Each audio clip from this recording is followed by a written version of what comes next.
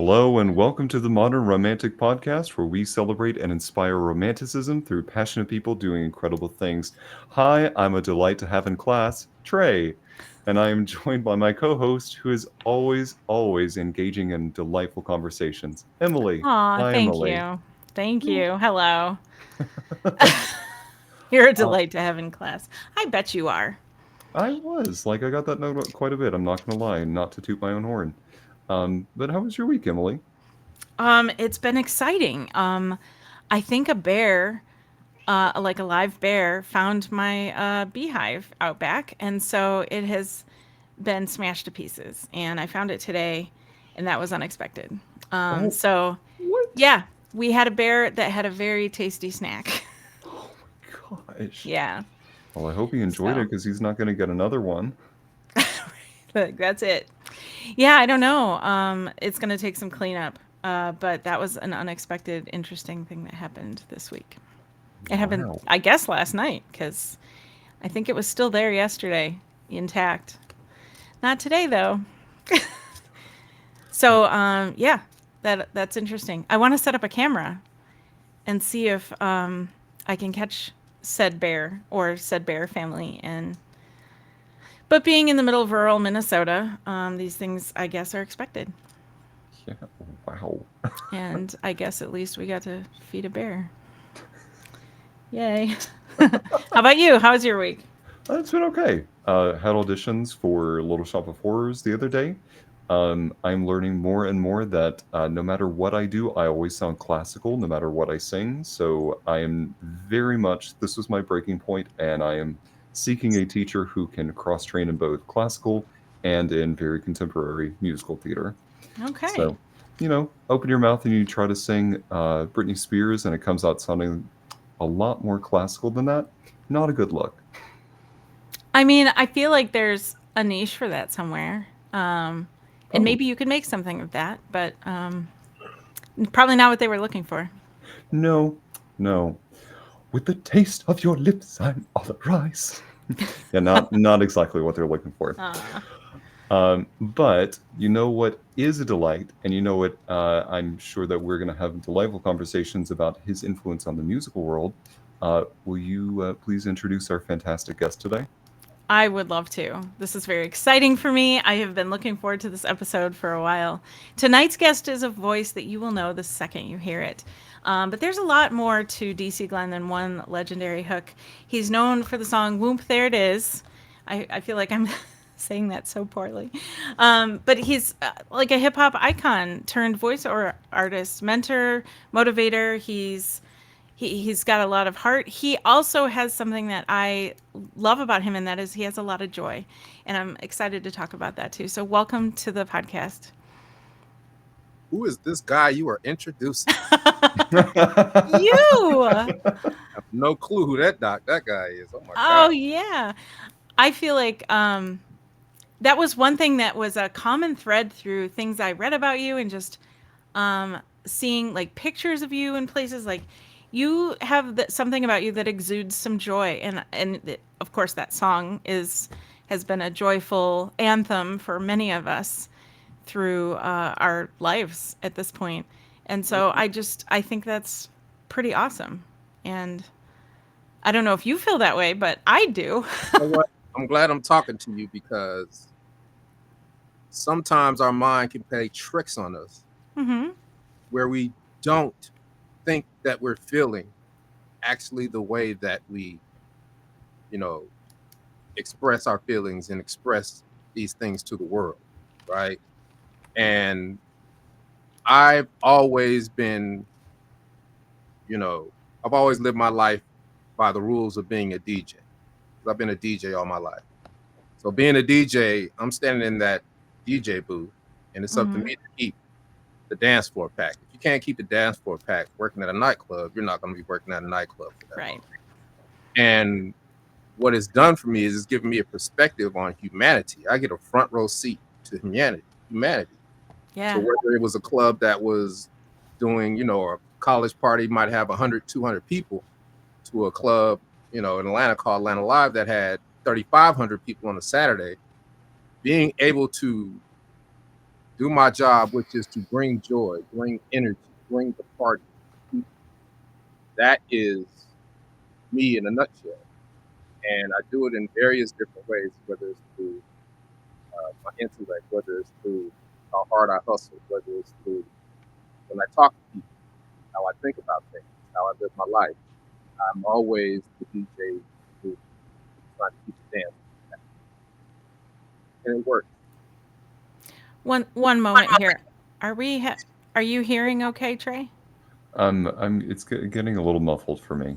Can you say something again, DC? Check 1 2 1 2. Oh, that's clear. Is it clear for you, Trey? Yeah. Okay, That's we're great. good. We can continue. I will take care of that later. We're good. Guess that mic check didn't work so well. I guess not. I don't know what's going on. It was like a weird lull. It's the mic check. So before the show started, the way I do a mic check to make sure this is the mic that's working versus like I have a couple other mics around here, I just scratch the surface of this to see if Trey. That took me so much. That's like a first. Why don't Next time I do a sound check for a concert, that's the first thing I'm gonna do. And they'll be looking at me like I'm crazy. I'm so glad I could do that for you. Crazy, definitely. Well, because sometimes the software lies and says it's using a mic that we're really not, and this is the only way to make sure. Yeah. Depending on the platform, depending on just everything, because this is not a perfect science, right? And it could be one little switch that you didn't plug in, or it could be something that got into your computer that day that you didn't restart your computer before. Like I always start my computer before a podcast. Yep. Just so you know I'm starting fresh, right? And that helps me keep it going good. But when I don't do that, hey, there's some static and there's this and there's that, depending on the platform. So I like this platform, and you guys are doing a great job. So Thank you. Yeah. Thank you. I'm glad you approve of my mic check.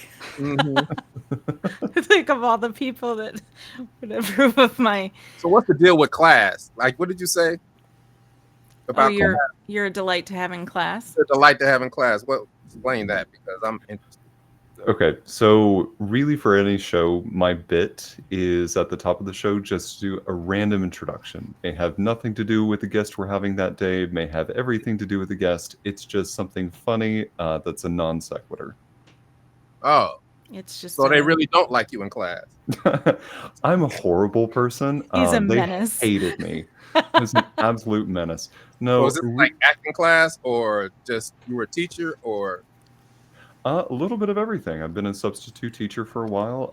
When I was a student, I felt like I was a really good student. So doing things, it's like in the theater world, everything is a yes and. So I'm not gonna lie. Yeah, so sometimes I was a menace, but it depends on how I was feeling that day. And the reason I asked that, because I am a trainer. I train constantly. When I want to learn something, I can learn it in a day. Like they call me, my rap name is DC the Brain Supreme, and they call me that for a reason. Because over the years, I have come up with different tactics to learn. It's not enough just to learn. You have to learn how to learn. Right? Learning how to learn is taking a course, and if it has 15 parts, making it, fusing it and making it one, and then you could just listen to it on a loop at 5 times the speed. Or if you have, I became a licensed commodities broker about 25 years ago. Wow.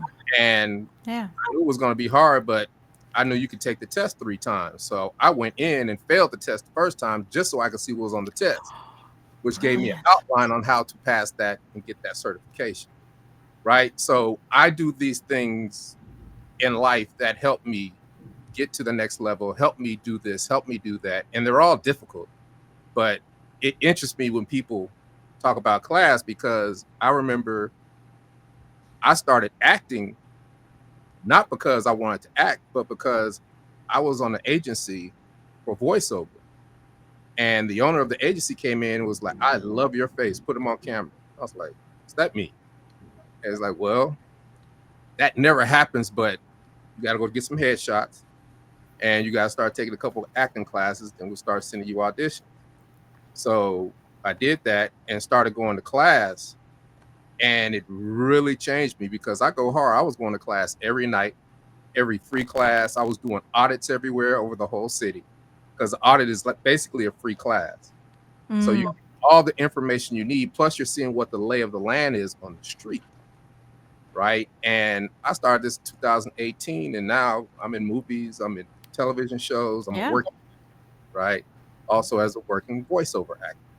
So the importance of what you said triggered me because I have always been a person who just wants to learn. Like this, me being tag team would have never happened if I hadn't went to the first high school dance when I was 16 at a new high school, met Steve, and seen two turntables and a microphone. That was the first time I had seen that. Two turntables and a Radio Shack mixer. And I was like, that's what I want to be, a DJ. And I became a DJ. And it's funny because my friends, I was just over my partner's house not too long, a couple weeks ago, and was like, look, man, remember when you used to, I was like, remember when y'all used to laugh at me? Because I didn't want to play with them no more. Because when we were younger, we played hard. When I wanted to be a DJ, I locked everything down and became a DJ, right? And fast forward, I go to college. Now I'm DJing all the frat parties. And then, I'm teaching other kids how to DJ. And one cat named Johnny Z, he's like, he got a 4-track recorder.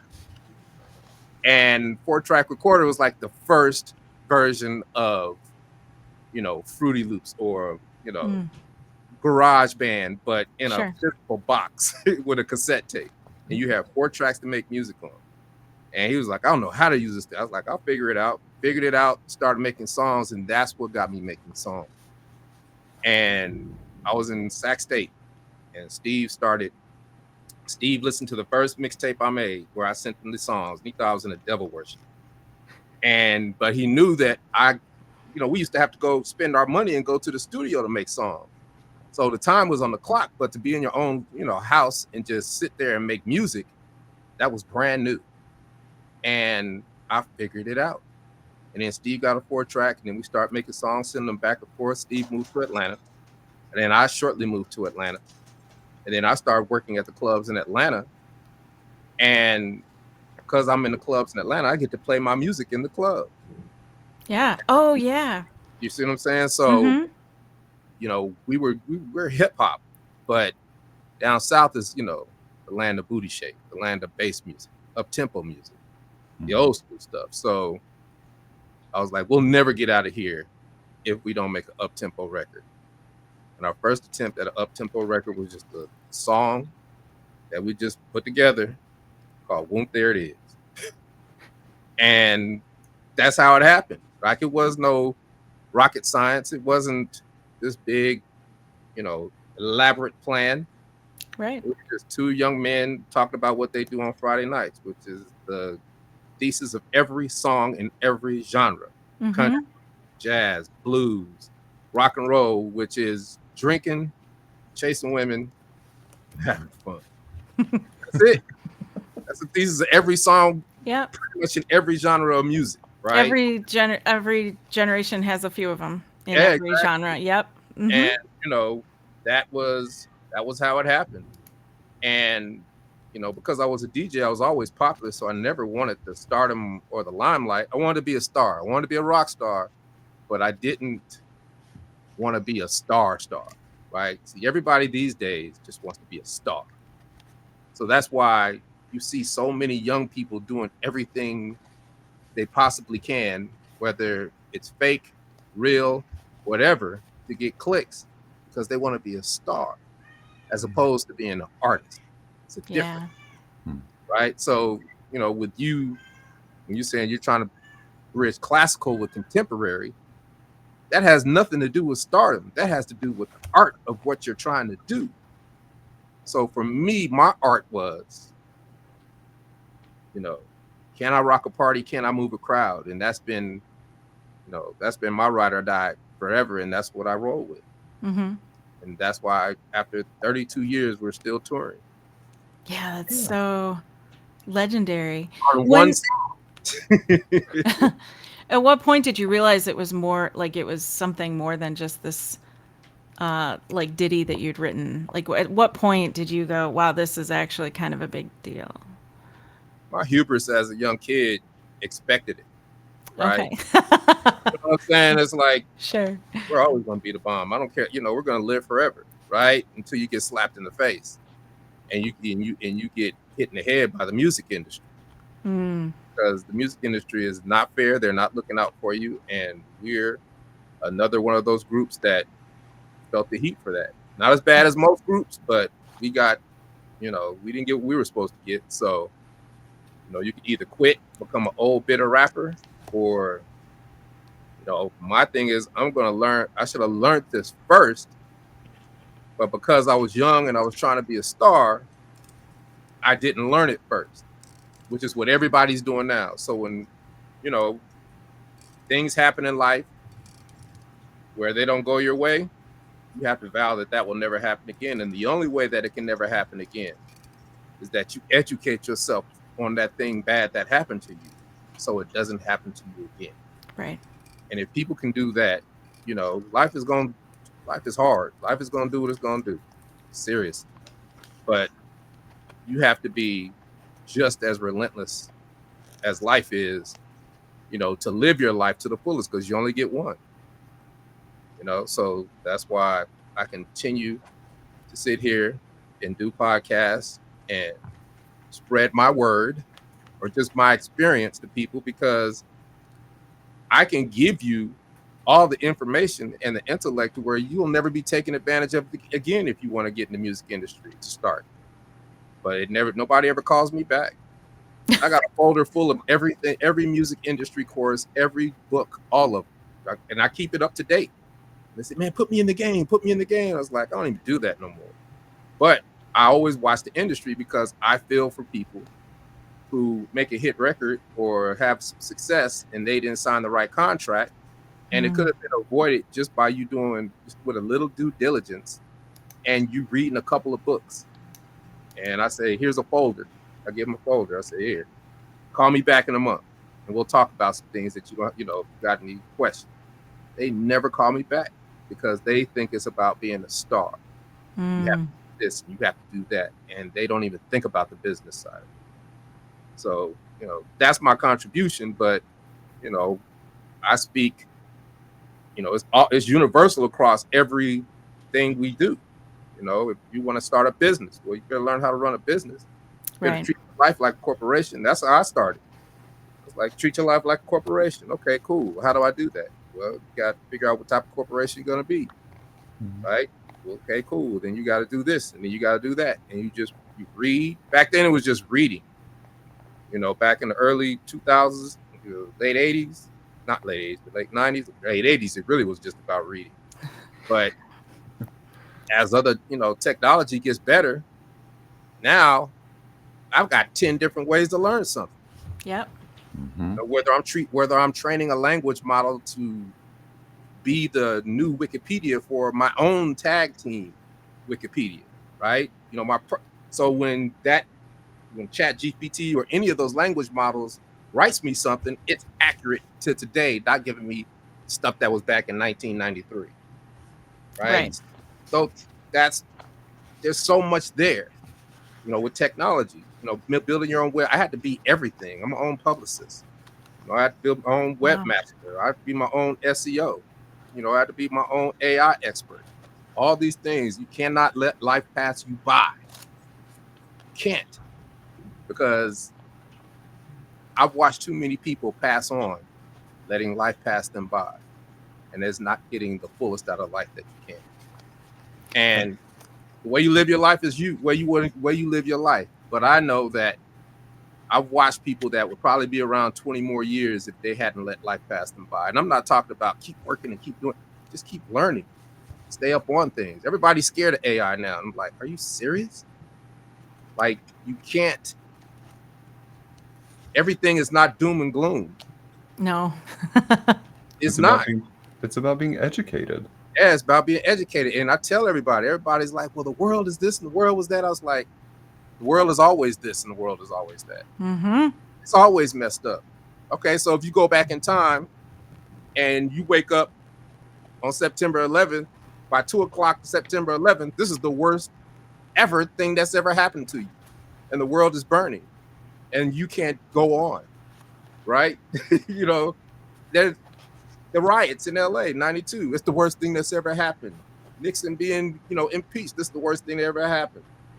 You know, all these things that happen on a day-to-day basis are always the worst things that ever happen at any given time. Yeah. You know, pandemic, worst thing that ever happened. You know, we all know what it was like. We all know what was there, but I say, okay, how can I use this to my advantage? It really was kind of the best thing that ever happened to me, the pandemic. We know what the other side is, the fear and all the other stuff, but it's like, this is a chance to reinvent myself. It's like wipes the slate clean. We're all in the Serengeti together. Are you going to be predator or prey?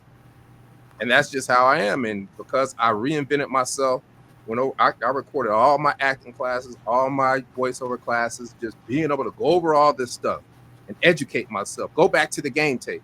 Why is Tom Brady the greatest of all time? And Peyton Manning, because all they did was study film. Mm-hmm.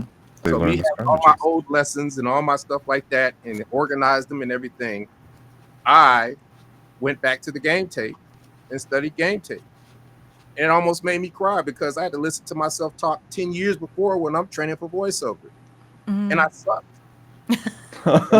and I sucked as a person who's communicating to people because I thought I could whoomp, there it is, my way through everything. And I was sorely mistaken. But I buckled down, reinvented myself, went over all those old tapes. And during the pandemic, started booking because pandemic, what was the voice? We're all in this together. Oh, that was the voice. It was. You know what I'm saying? I started booking instantly. And then it's like, oh my gosh. I get a call from my acting coach in LA. She's like, you can travel? I'm like, yeah, I got a hazmat suit. I could shoot a movie in Nebraska. Shot my first movie in Nebraska. Shot another movie down in Georgia. Then shot another Publix commercial. Then here comes Geico. And now I get to be in a Geico commercial, which is the most sought after marketing thing that you can do as an artist. And not only did I get to do a Geico commercial, but I used all those experiences from being an actor, being a voice artist. That's why I tell people, you are enough. So what you bring to the classical and the contemporary, you can use that somewhere else. You just got to know when to use it and how to use it. And that's how I use it in the Geico commercial. And I go in, I say, I'm going to treat this like an audition. I'm going to do 5 or 6 things that I make up and I'm going to practice them relentlessly. Because they say, hey, DC, show us what you got. Do it. They're going to do the first 3 or 4 things that they want to do. But then they're like, you got anything? But I went to them before and was like, hey, I got a couple ideas. It's like anything you want to do. And everything that I planned ended up being in the Geico commercial. Oh, that's cool. And that thing lasted for years. And it ended up being the biggest Geico commercial of all, they spent more money and it got more everything than any other Geico commercial. I was like, more than the Hump Day? It was like, yes. I was like, more than, what's the other big one they had? Yeah, Hump Day. I mean, it was just, they all come and go so fast, but one that just sound like a hit record. That's what, Cavemen. But those were different. That was like a group of different commercials. One commercial, ours just blew everything away. Little Richard to, they said and explained it to us. And I took the opportunity, because we were still in the pandemic, let me learn how to ad agency works from the inside. Now that I'm on the inside, because they're so happy. So now I'm even going outside of that, having meetings with what's the they count how many viewers watch TV shows. Nelson. I'm having meetings with Nelson and their affiliates and understanding how this thing works. Yeah. Oh, awesome. So I can figure out another way to hustle and figure something else out. One thing leads to another. So everything that I am is enough. And that's why I tell you've heard in acting, you are enough. Like, what the hell does that mean? I cannot believe like how many times people said, "You are enough." But I know it now. I understand it because you're the only one. Mhm. But here's the thing, you're the only one, but you have to flip your mind to say, how can I utilize that and bring that to the world and make me some money at the same time? Yeah. Right. And that's the key to it all. That's the key to it all. And my thing is, I just show love because, you give what you want first. And because I've always done that, I've always been blessed. I don't expect anything from people. I just give. And things come across my plate that I could have never fathomed. And to this day, like this podcast right here has kind of brought me out of a depression. I don't want to call it a depression, but I don't know if it is a depression. My mother passed, like life is one of those things where you get to these milestones. I'm at a milestone where both my parents have passed, had great lives. That's the only thing that makes it comforting is that they lived such good lives. Nothing was left unsaid. Nothing was left undone. They lived into their 80s. I can't be any happier, but I don't know if that's the depression. I don't know what this thing is that I'm feeling, right? Yeah. But a conversation like this makes me remember who I am. DC the Brain Supreme of Tag Team. Heck yeah. You know what I mean? So now I'm on the rooftops ready to go that, but that's why I love doing podcasts because I get to talk. I'm doing my own therapy right now, talking this out. Mm-hmm. And the genesis of all of it is love and giving, right? And I'm sure the people that are listening tonight are going to get something out of what I've said. And I believe so. Yeah. If I get something out of what I said, it's a win. Yeah, I feel like every week for us, I'll speak for myself, not Trey. He's a little light to have in class. I feel like every week is like therapy for us. We get to talk with really amazing artists of all kinds and learn their stories and what insight they have to give, but and connect with people. That is very therapeutic. So yeah, absolutely. And I get to go back and listen to it later, which is awesome. We do have a couple of comments in the chat I want to bring up. One was love from Chicago. Another one is, yes, the genesis of all of it is love. And also the wind back in your sails. Yeah. Yeah. I mean, it is difficult. Life is really difficult. But you can have all the money in the world. It's still difficult. Things are going to slap you in the face. My whole thing is just not to get blindsided. So when I analyze things or try to make summation of something, I always start with what's the worst case scenario. Always. Okay. So you don't get blindsided by it. What's the worst thing that can happen? Okay.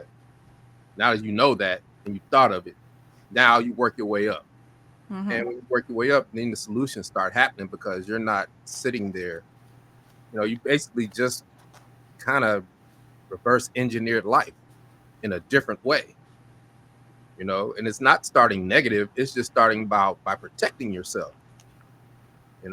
And that is what I do. I mean, I'm real philosophical. I really know how to figure things out when I have to figure something out. And it sure sounds like it. It starts with that. Just today I got to relearn. It's not that I got to relearn. It's just that building a website 2 years ago is different from building a website today. Yes. Mm-hmm. Too Absolutely. Much, right? Optimizing your website 2 years ago is different than optimizing your website today. 2 years ago was Google. Now it's about Google throwing in Gemini, and then the first thing you see is an AI answer as opposed to a result. So now you got to adapt to that. Like I forgot that Google always does updates. So I'm just whimsically looking at the Tag Team website. I was like, wait a minute, why has the volume gone down? Wait a minute, let me get back on it. And getting back on it, I've realized how much I've been missing in just 2 years. But 2 years I've been doing other things. Sure. You know what I'm saying? Like trying to be my own publicist, traveling, going to all these conventions. I'm in like 30 different organizations, right? I'm a motivational speaker. I do all these different things, but the ability to adapt and learn and get back on track, that's what feels good. And that's what brings you out of your rut. That's like, something's missing. So you're depressed, like, why aren't things going right? But once you get out of your rut because you've gotten on track, now you can open yourself up to newer things and keep on moving. I've said something similar to my own therapist, because there are days that I don't want to get out of bed. There are days that look, the mental capacity of a person is very strange, but it's always when I get things back in order. I start putting my house back together. I clean up. I do these things. I get back into the routine of doing it, and then I somehow start feeling better, and it's because things feel back in order, and I'm showing myself the love by taking care of all these different things. So it comes back to that love capacity. I know how people go crazy. I understand why people go crazy. Okay. A lot of times it's chemical imbalance, but a lot of times it's self-inflicted because they don't know how to deal with it themselves. Like I've been doing therapy for 20 years, off and on here and there. When I need it, I go talk to somebody. That's why this is therapy, because we're talking. Yeah.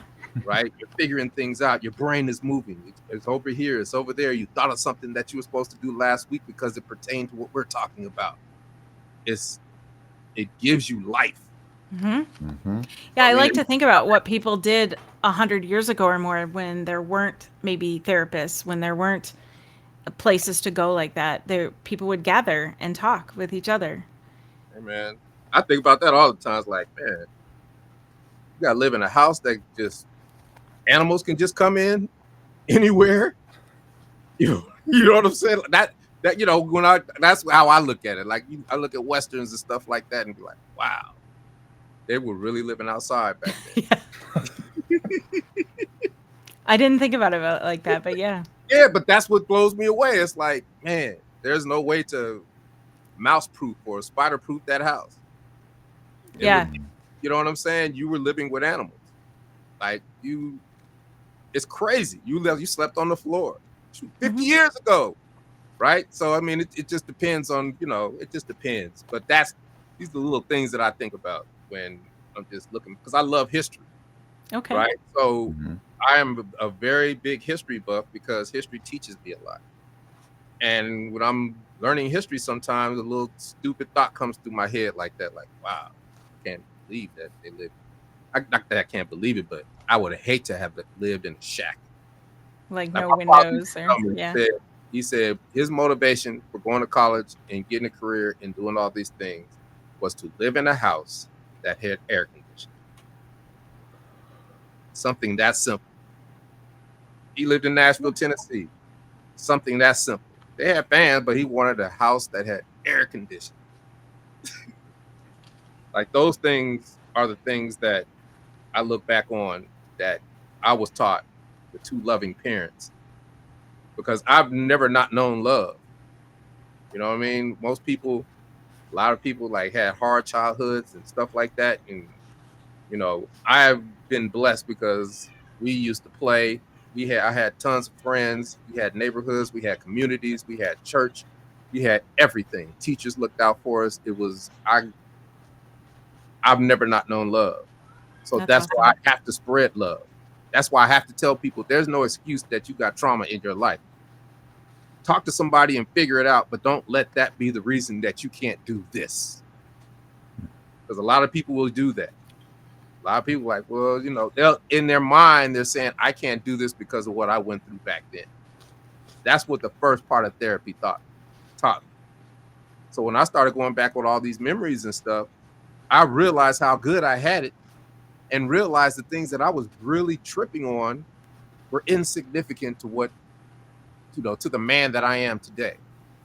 Get rid of that weight. Get rid of that. And I did. And it's still an ongoing process, because life is full of coulda, woulda, shouldas. And them coulda, woulda, shouldas are brutal. You got to push Mm-hmm. it to the back of your head. But, you know, it's never too late as long as you breathe. And that's how I look at it. I am so curious to, because of a couple things that you've said. You've said you're a learner, you're educating yourself constantly, and there's so much intrinsic motivation that comes from that, that fuels you when you go forward.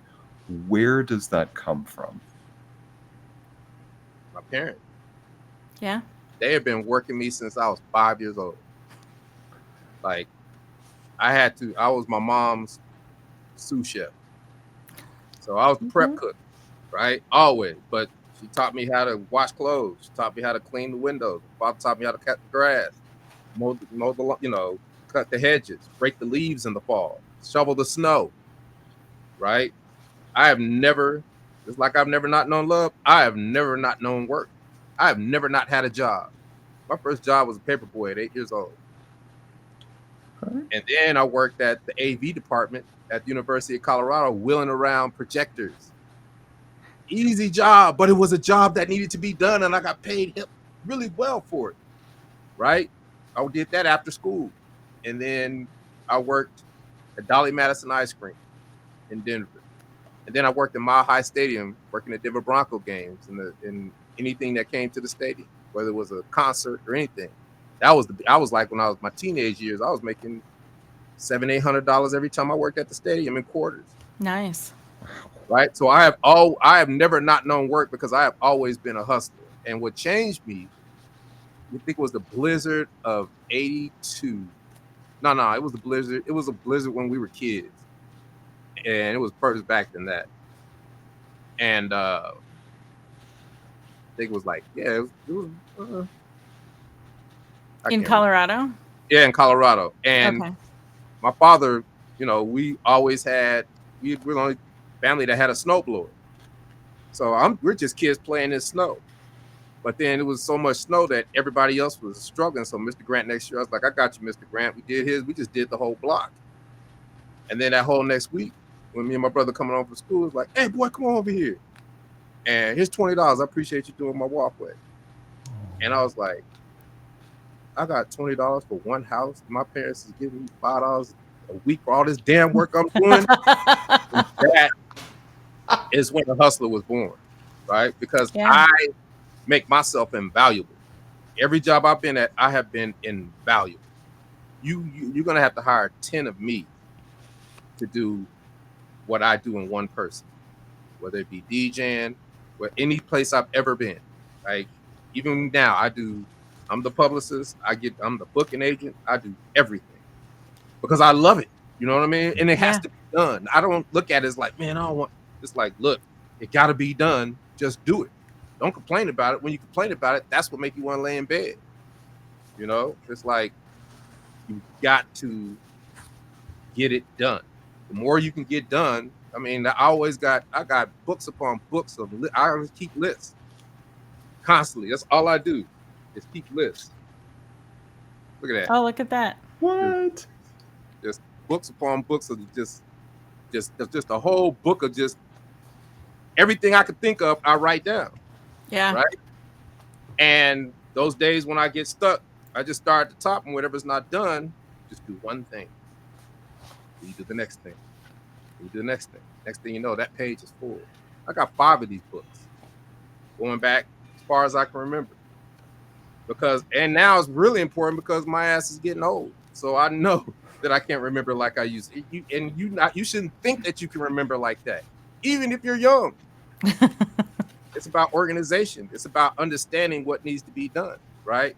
Now, everything that's coming out of my mouth is way easier said than being done. But, the challenge in life is to be the best you could be, do what you can do, just keep it moving and get the best out of this thing. Because you only get one life. Just think about it. If you think about that, you get one life. I've had all the love. I've given all the love, right? And I still share all the love. I've been very, very blessed. So for me, I just want to get the most out of life because I've been given this gift and given these talents. And I just want to spread them and make people happy. That's it. Simple. And make me a little money as we go along. Yeah, Archer in the chat said $20 back then was a heck of a lot of money. What? Uh-huh. I mean, because people, I mean, if you got, because back, a blizzard, you guys know more than anybody Yeah. that a blizzard and a snowfall are two different things. A blizzard means snow drifts, Yeah. right? Mhm. So you Yeah, can like have you're not getting out of the your driveway. lawn could be, 2 inches of snow, but your driveway has 30 inches of snow, right? Mhm. And see, Yep. our house was easy because we had hedges going all around, so it was blocked. So we Oh, never had those snow drifts unless it got higher than the hedges. But everybody else had, it just, open. you understand how the snow drifts go. Mm-hmm. So that's why, I just got real good at that, and it turned into going to do the leaves for people.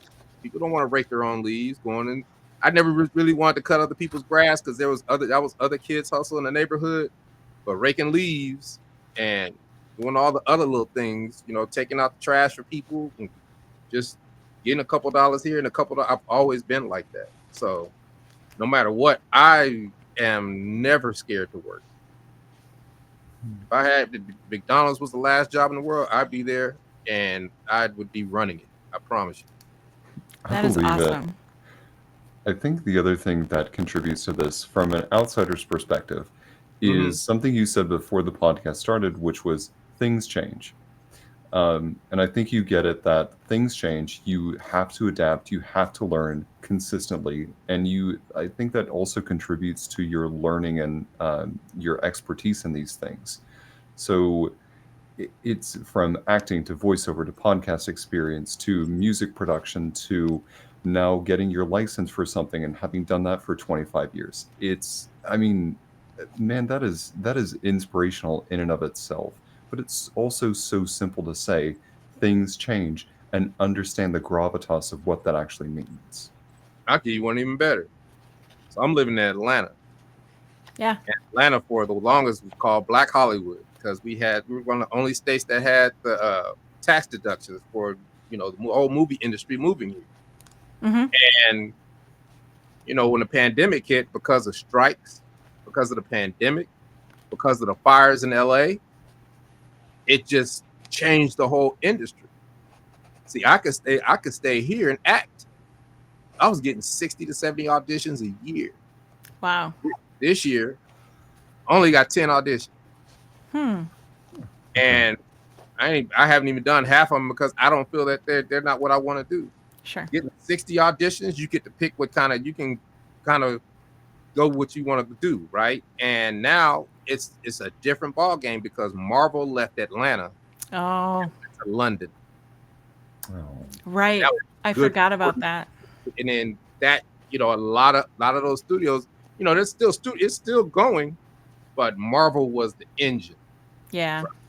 Marvel was the engine, and there's still it's still a lot going on here, but it's regional, it's some Hollywood stuff, but everybody's kind of got got the note and started doing the incentives. So now they're going to Canada. They're going to, they're doing different places. Vancouver's big. If Yeah. I lived in Vancouver, I'd be active, right? Mhm. If I lived in I think Maryland was big for a while, right? New Orleans was big for a while. Texas is starting to try to get a piece of it. So, and then everybody's saying, well, it's safe to go back to LA now, but it's like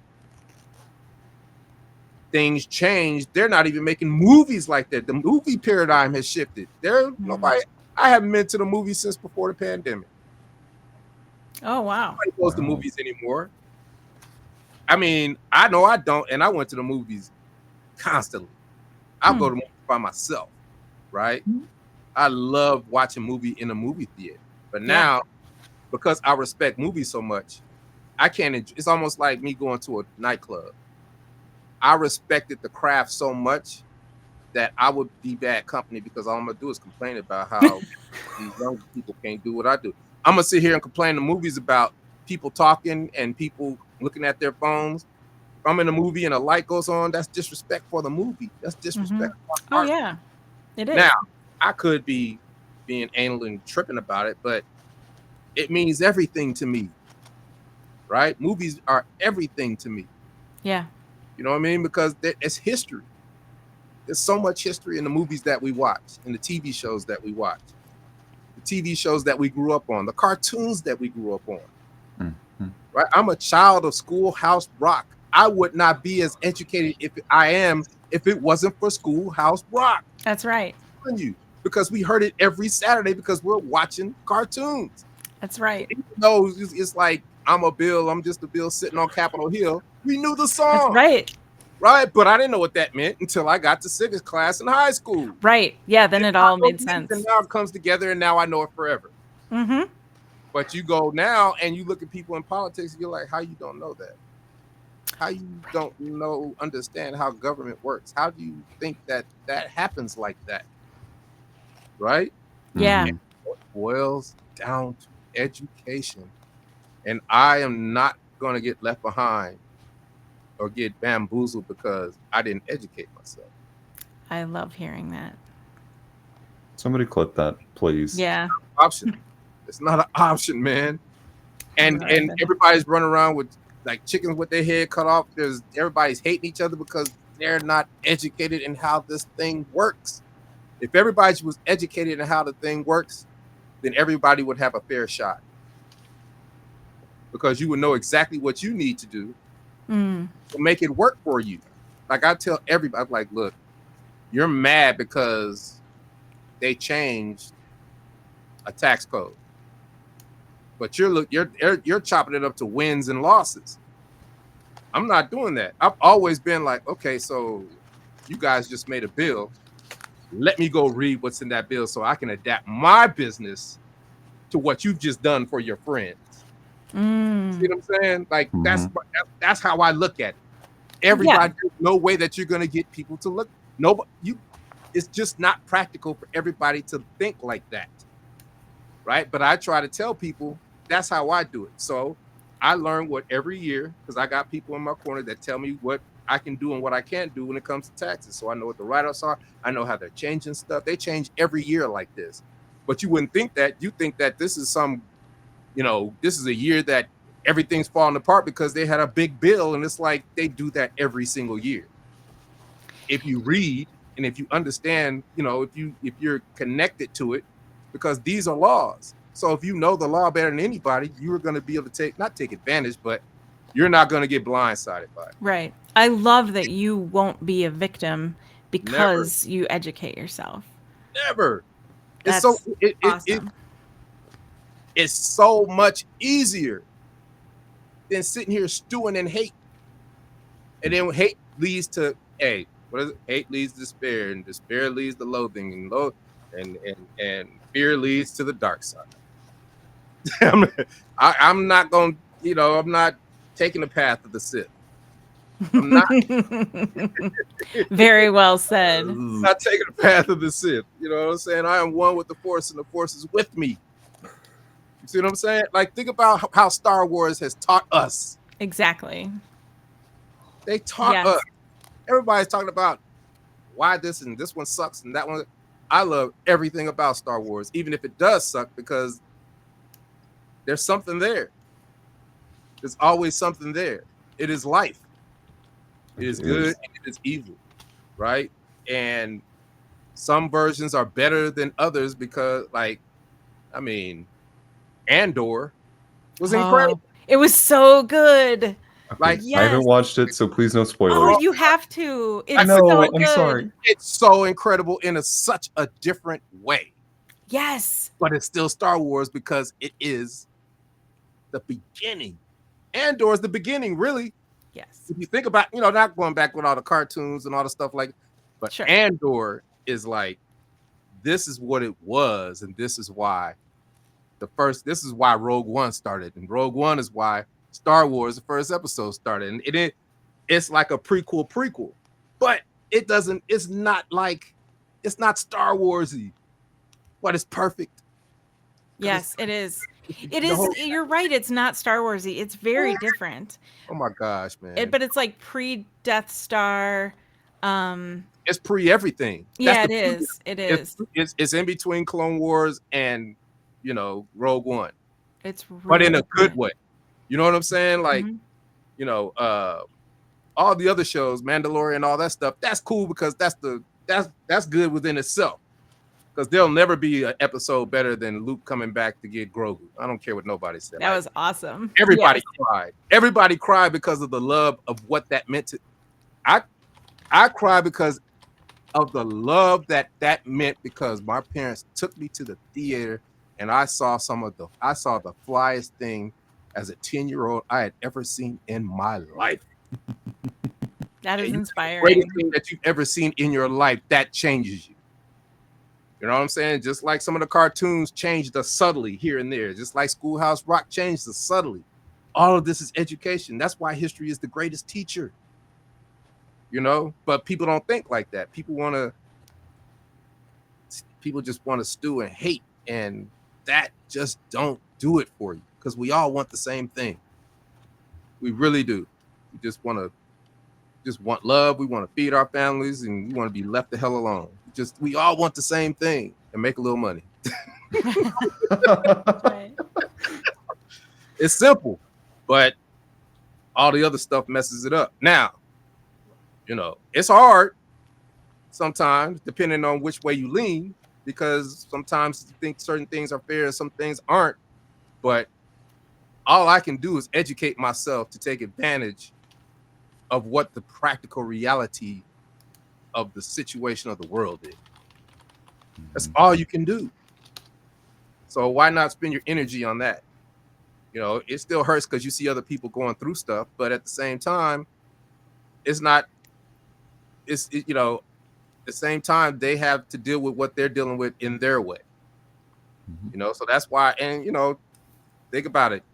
I really never heard about mental health till probably 2010, right? Like, we played all the time, so we got bullied and everything, and it was probably I'm better for it, right? Because I know that it just don't last. You know what I'm saying? It don't last. Everybody go through it, and then you either gonna take it or you're not gonna take it. And at some point, you don't take it anymore, because that's a part of growing up. Right now, I understand things change, a different day, right? So if we're talking about mental health, what are the things that we can do to get that word out your mouth?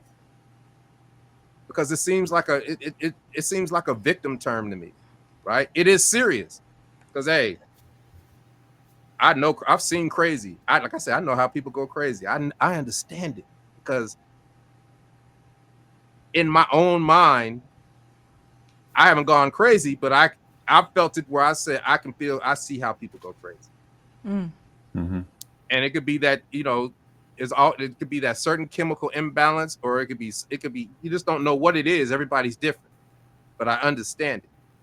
You know, so for me, trying to inspire through what I've been blessed with, singing my Forever Groundhog Day, Whoomp, there it is. That can bring people some peace. That's what I do, because I sit there and I look in their face. I'm in an arena with 20,000 people, and they're all looking at me just in awe, just yelling and partying. And because I bring back memories, Mm-hmm. I bring back what you were doing in 93, just like Mm-hmm. Star Wars brings back those memories, right? Yeah. Or you can be standing Star Wars Celebration and lose your mind because it affects you so viscerally. Mm-hmm. Saying these are the milestones of your life that made you, and they're poignant. You know what I mean? So that's why, you know, I am who I am. I am like I am, and I will continue to be that way. And I will continue to strive to just ride this life till the wheels fall off. But I am tired, and I don't be getting out of bed, and I am lazy, and all things are still relevant. I'm not perfect. Hey, there, Yeah. Who is? I don't get out of bed months at a time. But then how do I combat that? All right, I got my computer with a stand. As soon as I wake up, I don't feel like getting up, just start working on the computer. I was going to ask you about that because you've inspired millions. You've talked today about how you even strive to inspire. So I wonder who inspires you. Like you talked about movies, but what else inspires you? It's conversation. Okay.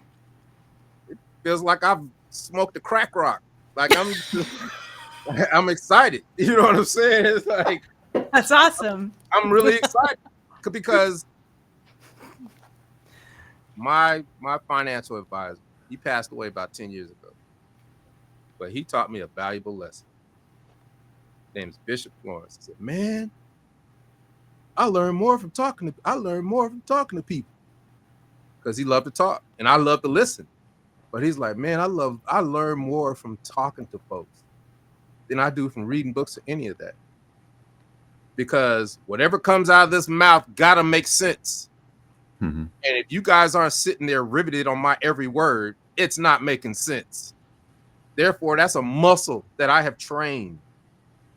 And I've come up with some of the greatest one-liners I have ever made just by sitting here talking to people on podcasts.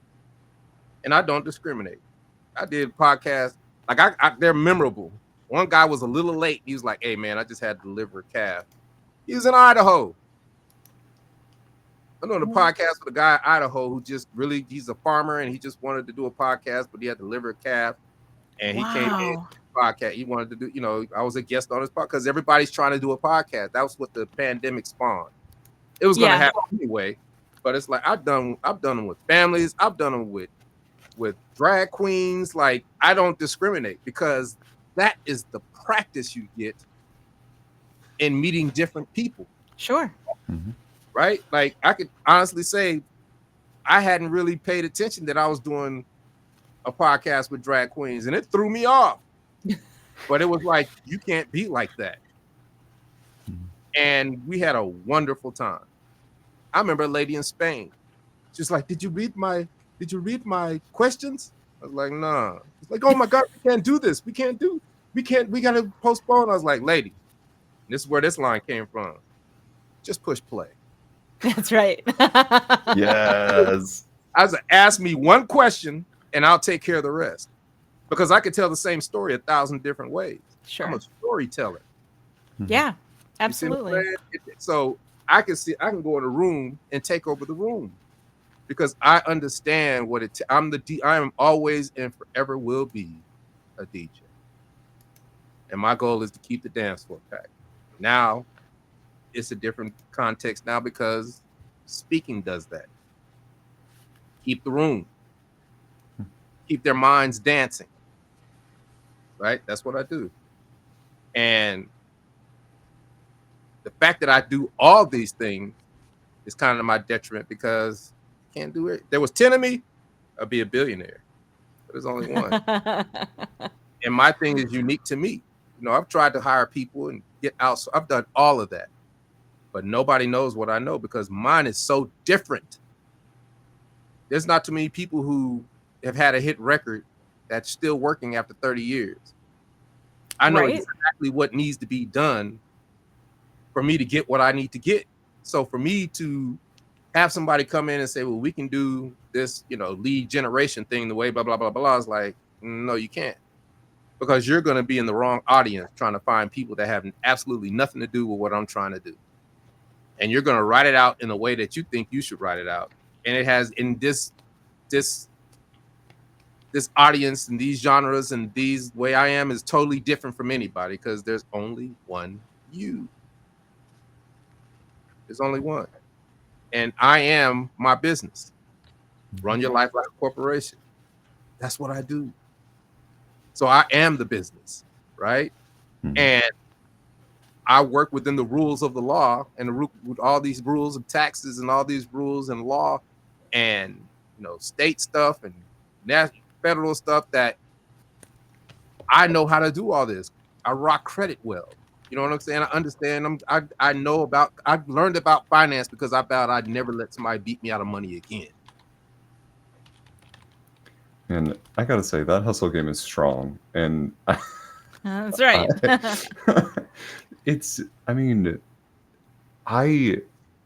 I don't even kind of know where to start because there have been so many nuggets of wisdom throughout this entire podcast. And it's so clear to me that you are have truly thought things through. You are so articulate when it comes to what you want out of life, what you expect out of life, and also the love that you want to give to other people because you give it to yourself consistently in very meaningful ways. Mm-hmm. And truly, that has been one of the most inspirational things. And so that's what I have loved about this conversation tonight. And here, I'm gonna leave. This is one that's the fact that you said that makes me think about this. This is how life tricks you. All these wonderful things that I've talked about, all these wonderful things that I've lived, all these things that I do, feels like I've never done them. I don't get to. I can't enjoy them because I enjoyed them back then, right? Mm-hmm. I can't enjoy that now. I need new things to enjoy, new things to inspire. Sure. They're always like, how come you don't have a girlfriend, DC? Because I've got thousands of women. But you can't sleep with you can't sleep with thousands of women. So they're my friends. You know what I'm saying? That's how I fulfill myself, right? I fulfill myself through the fantasy because I worked at a strip club for 20 years. Right? So I was liberated as a man at 21. Because I worked at those type of clubs and I worked at the club. But that's the club that really taught me Magic City and being in. I remember I was telling my father, I'll never forget this. I was like, man, I'm the bomb. I'm in the club with all these people. I'm the man. I'm doing this and I'm doing that. And they all listen to me and I'm the man. He said, of course you are, son. In a den full of fools. And I never forgot that. I never forgot that. Like, that don't mean anything, what you're saying to me. Because I know what you're doing. And that changed me. You know, my father is very, very, my father's got a PhD. I took for granted what he was he was just dad to me. But not knowing what he was, I think that's the only regret that I have, that I didn't get more information out of him. Right. But I got the most that I could get, but not as I look back on it. And those are the things that mess you up when you get to this stage in life. It's like, sometimes you be like, man, I wish I could just pick up the phone and call dad. Or I wish I could just pick up the phone and talk to my mom. Because my mother had Alzheimer's for 15 years. Right. So that was like a slow burn. You know what I mean? But the things you learn from all this, you learn that the fact that she still recognized you is the gift. All these little bitty gifts that might seem insignificant to other people because they've always known her for what she was are just gold for you because you've watched, you know that there's not much time left. So everything that you can get out of it, that's what you're supposed to get out of it. Right? So that is the beauty. See, life can teach you so many things, but it's painful. You know what I mean? Because memories are serious. A memory can break you down, good or bad. You know what I mean? Like I watched you guys' faces when I said Star Wars. Memories are the greatest thing ever. You know what I mean? We love Star Wars though too. Yeah, that's why. I mean, that's why it's just that's what makes everything worth living. Memories, because it's not that you were looking at Star Wars. It's who you were with. It was the time here, what grade you were in. It's all these little things like that. Because those memories lead to other memories and open it up to even more. And that lets you know if you've lived a fulfilled life. You know what I'm saying? And it's up to you to take all the negative stuff out or learn from the negative stuff and continue on to live the life that you deserve to live. You know, so I want to leave everybody with this. I have several ways to learn. When I want to learn something, I join an organization. Because organizations are filled with people who love their profession. They've been doing it 10, 20, 30, 40 years. And they can't wait to run their mouth about what they did and how they did it. Right? So like I'm in grant writing associations, notary associations. I was like, I want to be on publicist. So what do? I don't go talk to, let me go talk to 1,000 publicists at a convention because I'm in the Public Relations Society of America. 15 years ago, I was like, I want to start doing shows. Well, how do you do shows? Call a booking agent. Well, that's how we used to do it. How would I do it now? You're going to join International Entertainment Buyers Association, because that's where all the buyers are. So you cut out the middleman being in that association, go to the convention, wear a big Whoomp, there it is t-shirt. Now everybody's on you. And now you're telling we're a clean 90s rap group full of nostalgia, ready to do concerts. And now you've been working every day since. Organizations, because they're filled with people that you can talk to, that you can have camaraderie with, that you can spread love with. In an organization that everybody is like-minded, nobody's trying to hate on you. Nobody's trying to undercut you. They've got all the resources. They can tell you how to get things going financially. They can do all the things that support their industry. You are privy to, and you can speak about it, and you can ask questions. You're reading a book. You sometimes you read a book or listen to an audiobook or look at a course. You're left with more questions than when you started, because you don't know the language. Language is important. Like when I first started my financial journey, I look at CNBC and be like, what the hell are they talking about? But 2 years out, I know everything they're talking about. I can sit and look at CNBC all day and understand exactly what they're talking about, because I educated myself. Yeah. So I thank you guys with that. I appreciate y'all having me on your podcast, because it's been wonderful for me. Thank and I you. want to thank you. Just let me come on here and run my mouth. Well, Glenn, if you'll indulge us for one last question, we'd like to ask this because it has nothing to do with what we've talked about before.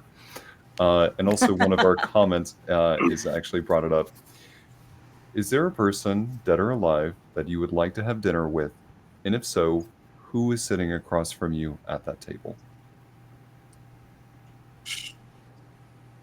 I have no idea. I really have no idea. Let me think. I've had this question asked before, and I'm still stumped, because some people would say, let me think about it, because I'm in a contest now, right?